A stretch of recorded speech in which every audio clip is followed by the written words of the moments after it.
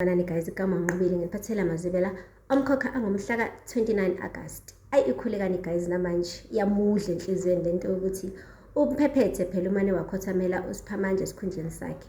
Ubehleli nonkosikazi wakhe ke phansi oqingqalazi emxoxela phela ukuthi uma usemaneji wakho kuqelwa uSiphamandla phambi kwami wathi uyena ofanele. Unomkhosi umaneji wathi yazi lento enziwa umphephethe ayilunganga neze. Kodwa ke kuzomela wazi ukuthi wena myeni wami uyesabeka. Yonke lento abayenzayo bayenza ngoba bayakubona ukuthi uyesabeka. Ufanele wena. Okay? Ukhulekani amhlala kamnandi lawo mazi kodwa still inhliziyo ibengagezekile ngoba phela umphephethe ukugoqele uSiphamandla. Kanti yena akajwayele ukuthi abantu begoqele uSiphamandla, ujwayele ukuthi kugoqelwa yena noNdlovu begoqele yena. Wonke umuntu ugoqela yena kule nsuku. Manje mekuthi unina akakwenzi lokho ukwenza kuSiphamandla. Akumhlalanga neze kahle. Uhambile ke wayemqonda ngqo umphephethe. Wathi ma ngithanda into yenzizolo kodwa ngiyabona ukuthi kubenziwa ukuthukuthela. Bengicela nje ukunika leli thuba ukuthi uxolise kumina ngizolamukela uxolo lakho. Mana wathi umphephethe hayibo. Ngiqondile nje yonke into kade ngishizolo. Ufuna ngiphindele yini? Wena awuyena umkhululi. Soze waba umkhululi. Ngisho namathuba uSiphamandla uyahamba emhlabeni. Indodana yakhe uvula indlela iyona ezoba umkhululi. Ngisho nama-26 years, ngisho nama-10 years iyona elandelayo. Hayi wena wofudumeza isihlalo ukuthi umfweni mase sebuye eMozambique ugudluke ebuyele. Angazi ngenelo yini wacasula mfana edina lento yenzayo. Guys ukhulekani. Uphinde waphindela ke unkosikazi wakho nomkhosi omtshela phela ukuthi hayi unina usephinde wamphoxa kwesibili. Umane wahlala phansi oqingqalazini wakhumula icathulo wayineka wathi kwangathi ulahla umhlaba. Wathi wangiphinda uma yazi ngiyayibuza ngiyiphendula ukuthi ngampela ngavundla yini esibelethweni salo yamfazi. Guys wabiza uma wakhe ngomfazi. Unomkhosi umane wasukuma mangenyawo wathi yabona ke manje kumele kube khona umuntu omqonda ngqo umphephethe. Ngeke ngihlale mina ngithi teke ngimbuka umphephethe kudelela kangaka. Ufanele wena ukuthi uhlonishwe le ekhaya. Phela wena uyesabeka wena. Umane wathi ukhulekani ngicela ungayenzi leyo nto ngoba uzomane wenza izinto zibe worse.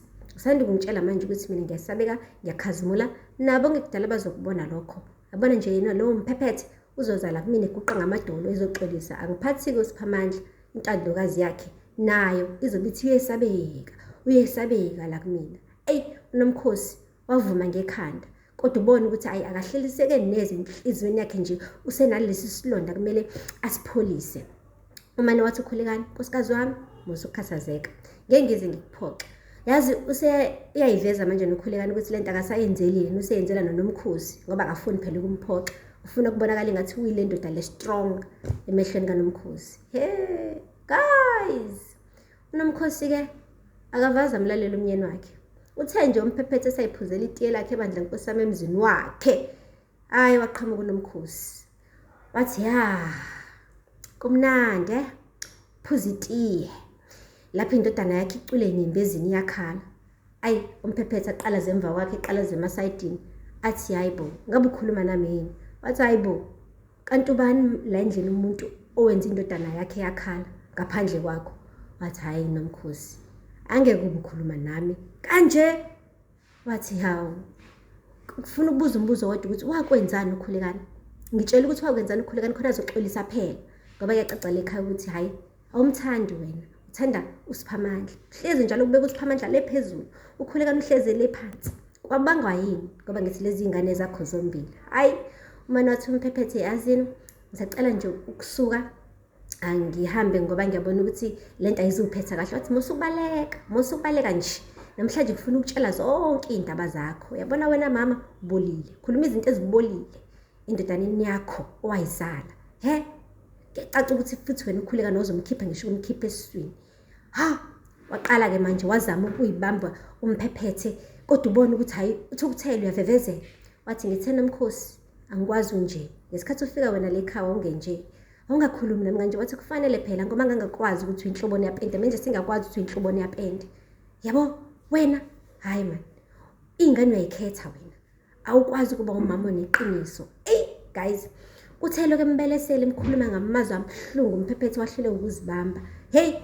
Kuthe nje kungazelele yashimpa yasha impama kunomkhosi guys. Wayolahleka lapha phansi. Ey, ngiyacabanga ukugela ubona inkanyezi ngoba ngimuzwe sithi hayibo. Hayi, umphephethe ngathi bamphushe to the limit ke manje. Ubese khathele ukubona nayo intombazane ewumakoti ekhaya iloku imqhoboza. Ibe injalo nje kube kuyiyona esephutheni iloku ifunza ukhulekana ushevu. Hey guys, ishilo ke impama. Angazi ke njengoba ebovu nanokuba bovu Nkosi yami nomkhosi kusho ukuthi uzofika nje khulekani isidlathi si-ready sonke bese futhi yasho ukuthi uma wakho sengishayile bese kuphinde futhi kube khona inxova nongazwana ekhaya. Yaze udunga umuzi ingane yabantu. Hey, nigade omagodeni balethe emzini. Iphela lapho ke guys yanamhlanje, ningakhohlwa ukusubscribe and like and comment. Until next time, bye.